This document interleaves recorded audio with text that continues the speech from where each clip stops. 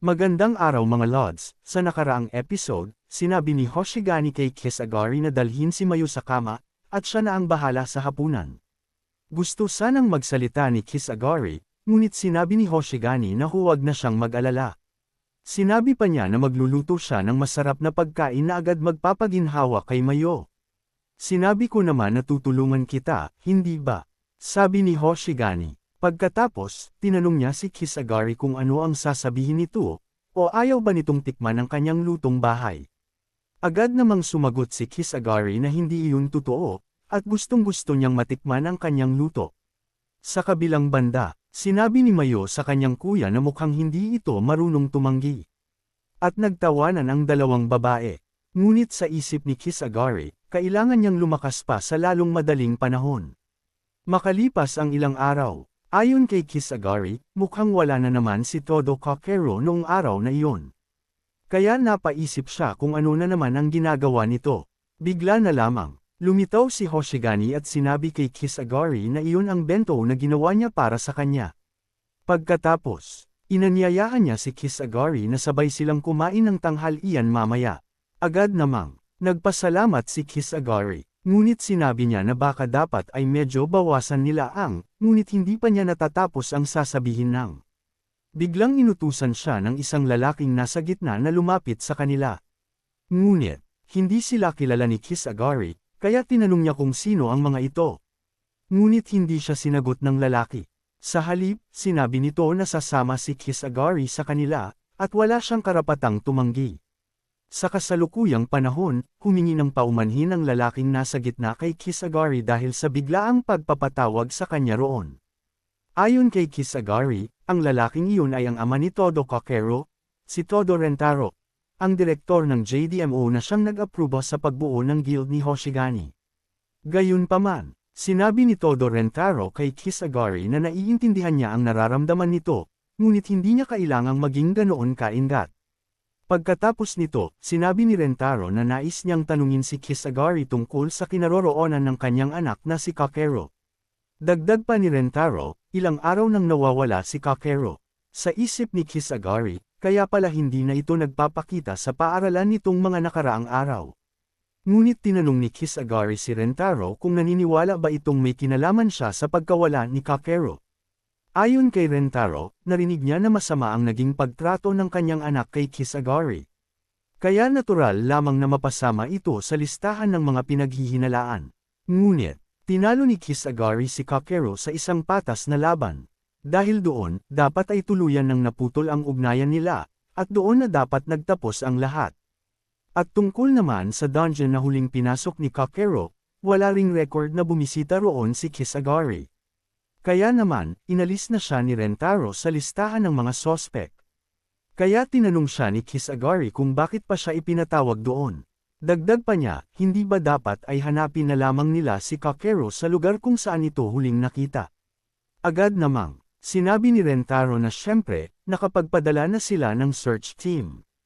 Ngunit ayon sa kanya, hindi ganoon kasimple ang sitwasyon. Sapagkat ang dungeon na huling pinasok ng kanyang anak ay ang intermediate rank dungeon na tinatawag na The Infernal Maw. Bigla na lamang, lumitaw si Hoshigani at sinabing tama iyon. Nagulat si Kisagari at tinanong siya kung ano ang ginagawa niya roon.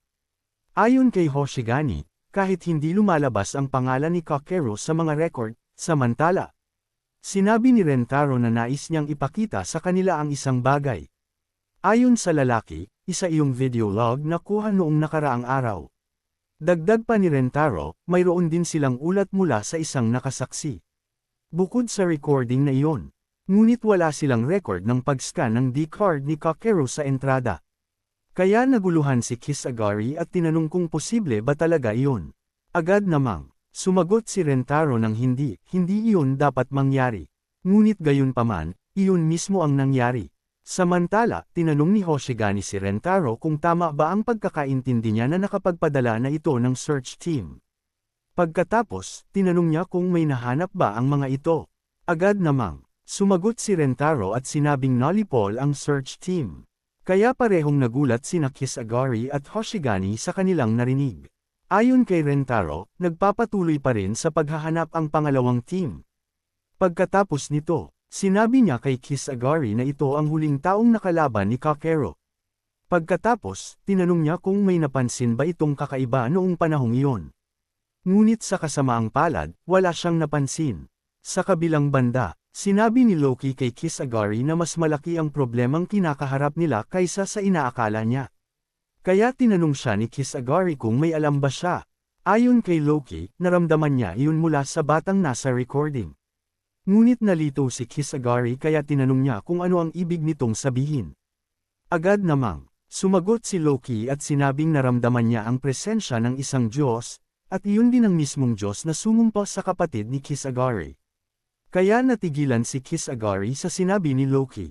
Sa isang iglap, biglang tumayo si Kisagari, kaya nagtaka ang lahat kung ano ang ginagawa niya. Samantala, idinagdag ni Loki na saglit lamang niyang naramdaman iyon, ngunit walang duda, iyon ay presensya ng isa pang Diyos na katulad niya. Kaya sinabi ni Kisagari na naiintindihan niya. Nakakagulat na, hiniling ni Kisagari kay Rentaro na payagan siyang sumama sa paghahanap. Nagulat si Rentaro at tinanong siya kung ano ang sinabi niya. Ngunit ayon sa lalaking nasa likuran, hindi maaaring gawin iyon ni Kisagari. Dagdag pa niya, nalipol ang buong search team at lahat ng miyembro nito ay level 30 pataas.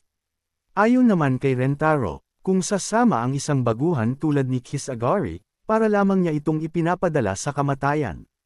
Kaya sinabi niyang hindi niya iyon papayagan. Ngunit biglang sinabi ni Hoshigani na sasama siya kay Kisagari. Kaya tinanong niya sila kung may tutol pa ba sila roon.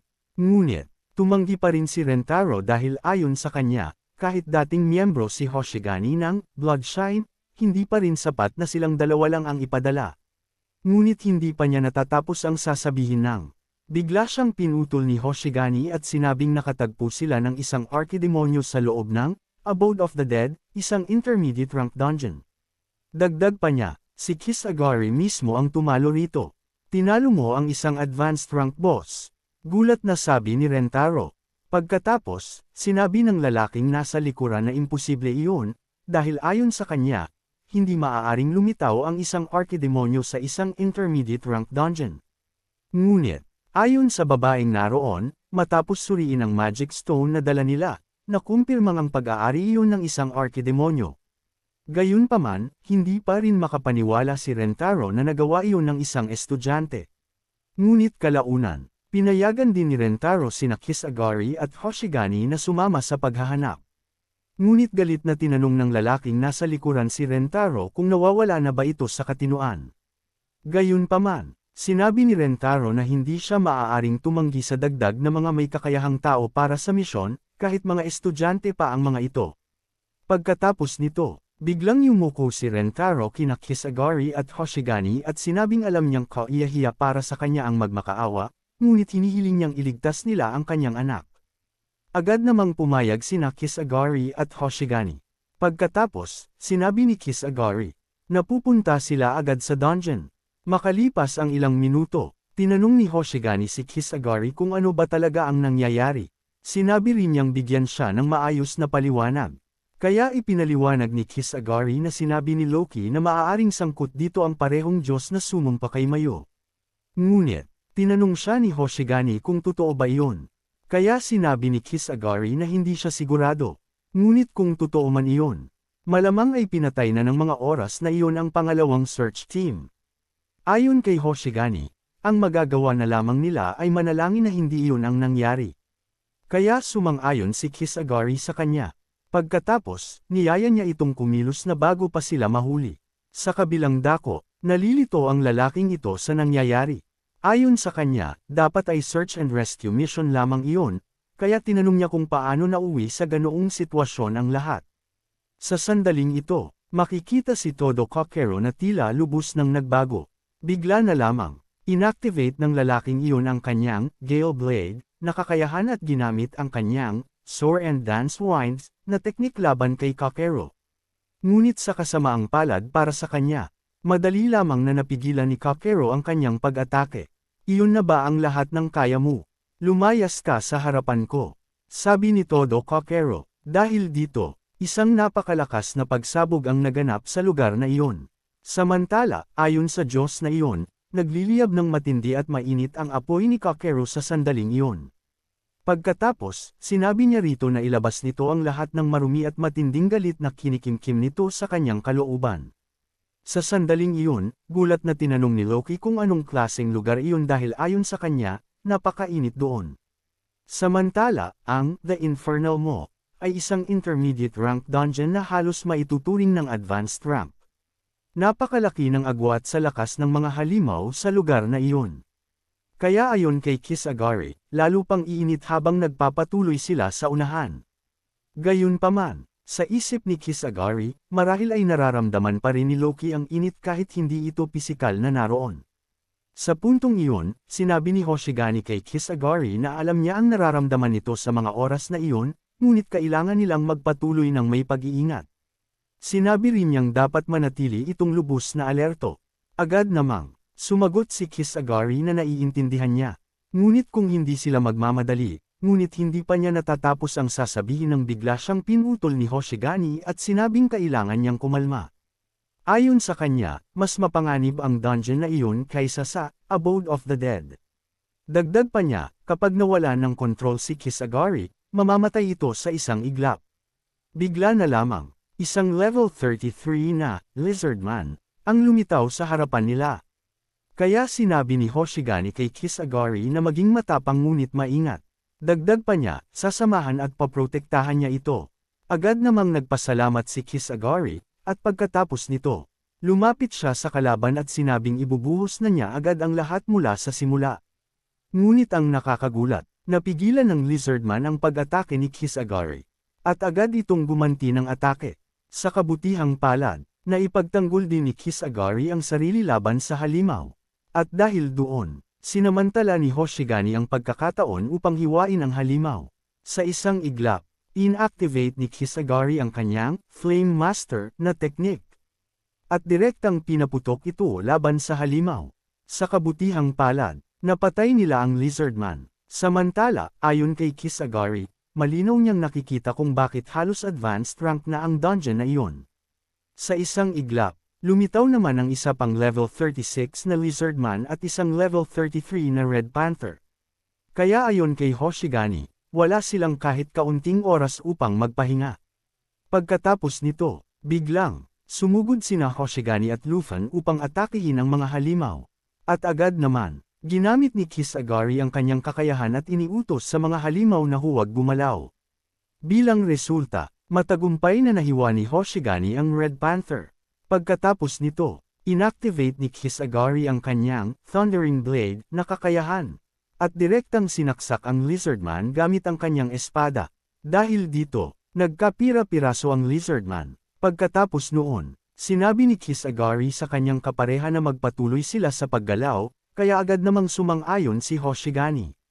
Makalipas ang ilang sandali, narating nila ang mini-boss room ng intermediate rank dungeon na The Infernal Maw. Ayon kay Kisagari, ang mini-boss doon ay isang grupo ng mga wyvern. Malalakas ang mga ito at mahirap labanan, lalo na dahil kaya nilang lumipad. Bigla na lamang, ginamit ni Kisagari ang kanyang Thundering Blade na teknik upang pabagsakin ang mga halimaw. Ngunit ang nakakagulat, tila hindi naapektuhan ng kanyang pag-atake ang mga ito. Gayunpaman, ayon kay Loki, kahit mas mababang uri lamang ang mga iyon, wyvern pa rin sila. Dagdag pa niya, hindi sapat ang simpleng shock attack upang mapabagsak ang mga ito. Kaya sa puntong iyon, iniisip pa rin ni Kisagari kung ano ang dapat nilang gawin. Ang kapal ng mukha nila, gumagamit pa ng taktika kahit mga halimaw lang sila, sabi ni Hoshigani. Pagkatapos, sinabi ni Kisagari na magsisimula sila sa pamamagitan ng pagpapabagsak sa mga ito sa lupa at doon sila lalaban. Pagkatapos nito, ginamit ni Kisagari ang kanyang kakayahan at iniutos sa lahat ng halimaw na bumagsak. Kasunod nito, naghanda si Kisagari na umatake, kasama ang kanyang koponan. Sa kabilang banda, matagumpay na nahiwa ni Kisagari ang halimaw. Ngunit bigla na lamang, natigilan siya, matapos niyang makita ang buntot ng halimaw na papunta sa kanya. Sa kabutihang palad, naipagtanggol niya ang sarili sa tamang oras. Gayunpaman, ayon kay Hoshigani, tila walang katapusan ng mga ito. Dagdag pa niya, hindi sila magtatagal kung magpapatuloy iyon. Ngunit sa kabilang banda, namangha si Hoshigani sa ipinakitang kakayahan ni Kisagari. Sa isang iglap, biglang ginamit ni Kisagari ang kanyang Firestorm na teknik. Ngunit ayon kay Loki, wala yung epekto laban sa mga kalabang may resistensya sa apoy. Gayunpaman, sinabi ni Kisagari na kung apoy lamang iyon, sasang-ayon siya. Ngunit biglang ginamit ni Kisagari ang kanyang Thunderbolt na kakayahan upang damaloy ang kidlat sa katawan ng mga halimaw. Samantala, hindi makapaniwala si Hoshigani na nagawa ni Kisagari na pagsamahin ang isang kakayahan sa ibabaw ng isa pa. Marahil ay dahil iyon sa kanyang copycat na kakayahan kaya niya nagawa iyon. Pagkatapos nito, ginamit din ni Kisagari ang Tear na Nog na teknik at sinabi, harapin ninyo ang hatol ng mga bituin. Sa kabilang banda, nararamdaman ni Hoshigani ang napakalakas na kapangyarihan ni Kisagari. Gayunpaman, napaisip siya kung kaya rin ba niyang gawin ang ganoon. Ngunit sinabi niya sa sarili na siguradong hindi pa. Makalipas ang ilang minuto, ayon kay Hoshigani, malapit na sila sa boss room.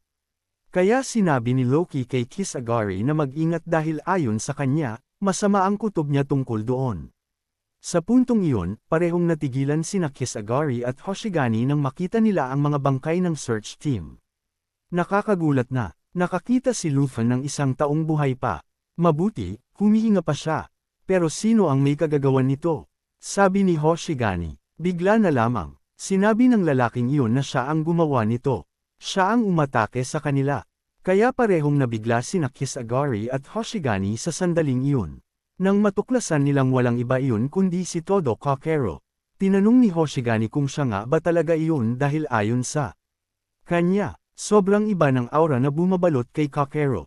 Samantala, sinabi ni Kisagari kay Kakero na masaya siyang makita itong buo pa rin. Dagdag pa niya, nag-aalala ang lahat para rito. Pagkatapos, niyaya niya itong bumalik na kasama nila. Ngunit, sa isip ni Kisagari, napakarami niyang tanong para kay Kakero. Ngunit kailangan muna nilang makalabas sa dungeon na iyon. Nakakagulat na, ngumiti lamang si Kakero, at bigla na lamang. Isang napakalaking dragon ang lumapit sa kanila. Kaya parehong nabigla sina Kisagari at Hoshigani sa sandaling iyon. Sa kabilang banda, sinubukan ni Kakero na umalis sa lugar. Ngunit pinigilan siya ni Kisagari. At tinanong kung saan nito balak pumunta. Ngunit nakakagulat, unti-unting naglaho ang katawan ni Kakero. Kaya nagulat si Kisagari, ngunit pinutol siya ni Loki. At sinabing paparating na iyon. Kaya lubos na nalito si Kisagari sa nangyayari. Makalipas ang ilang sandali, matagumpay na natalo ni Kisagari ang halimaw. Gayunpaman, iniisip pa rin niya si Kakero. Sa kabilang banda, tinanong siya ni Hoshigani kung ayos lang siya. Agad namang sumagot si Kisagari na ayos lang siya. Pagkatapos nito, tinanong niya si Hoshigani tungkol sa search team. Ayon kay Hoshigani, wala silang malay ngunit buhay pa silang lahat. Gayunpaman, sinabi rin niya na ang mas malaking problema ay ang lalaking nakita nila kanina. Kaya muli niyang tinanong kung tama ba siya na si Kakero nga iyon. Sa isip ni Kisagari, walang duda, si Kakero talaga iyon. Ngunit nagtataka siya kung saan ito nagtungo. Bigla na lamang, sinabi ni Loki na nasa boss room si Kakero. Dagdag pa niya, ang nakita lamang ni Kisagari ay isang phantom. Ang tunay nitong katawan ay nasa boss room sa buong oras. Kaya sinabi niyang huwag mag-alala dahil buhay pa ito. Sa puntong ito, sinabi ni Kisagari na sa totoo lang, wala siyang ideya kung ano na ang nangyayari.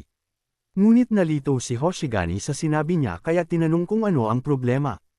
Agad namang, ipinaliwanag ni Kisagari na ayon kay Loki, nasa loob ng boss room si Kakero.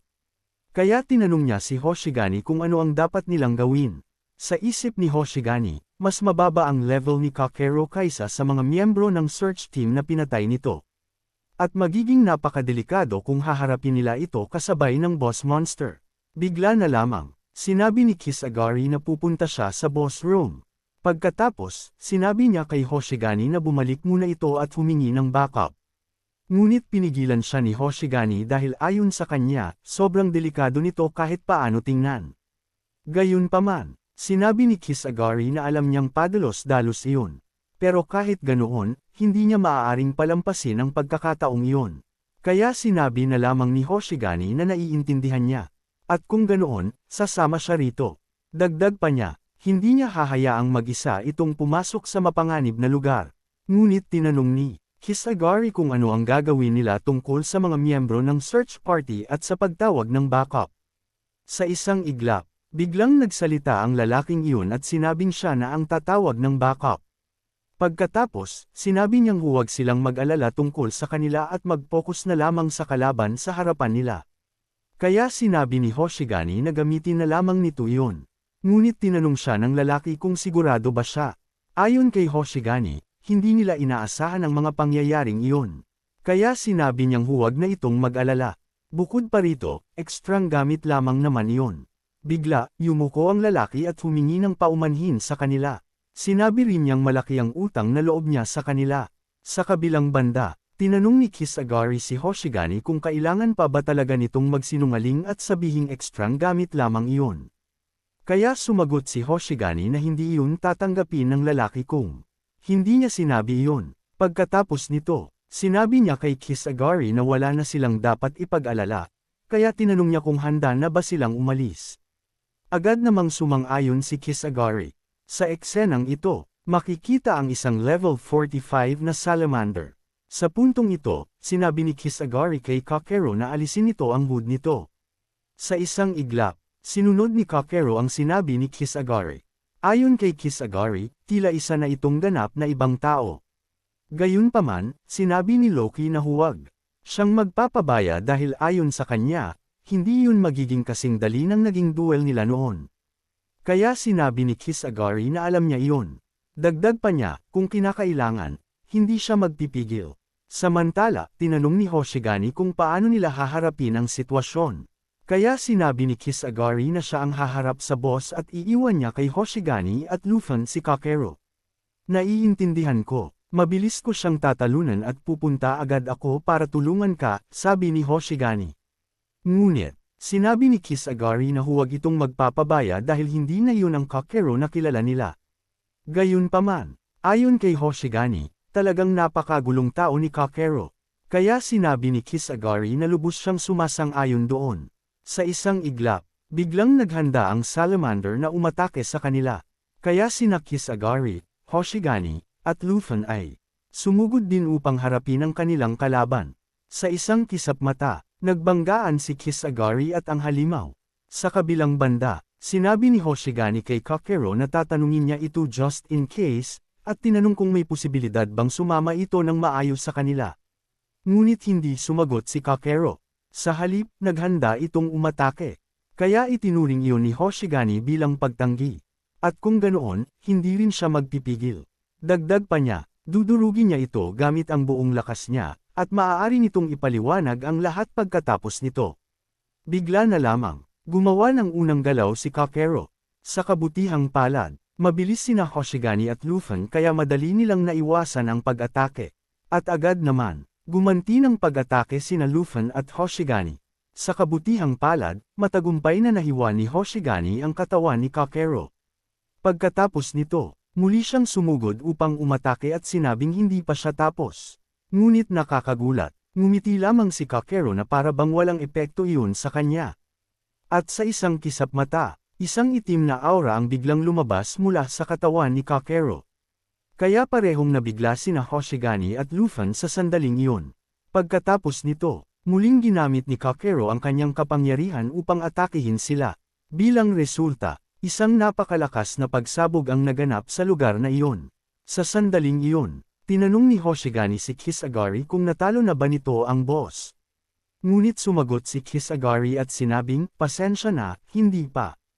Malayo pa. Samantala, ayon kay Loki, tila tama ang kanyang kutob. Pagkatapos, sinabi niya kay Hisagari na ihanda ang sarili dahil ayon sa kanya, ang kapangyarihan ni Kakeru ay walang duda na kapareho ng kapangyarihang sumumpa kay Mayo. Kaya nabigla si Hisagari sa sinabi ni Loki. Iyon na muna para sa araw na ito.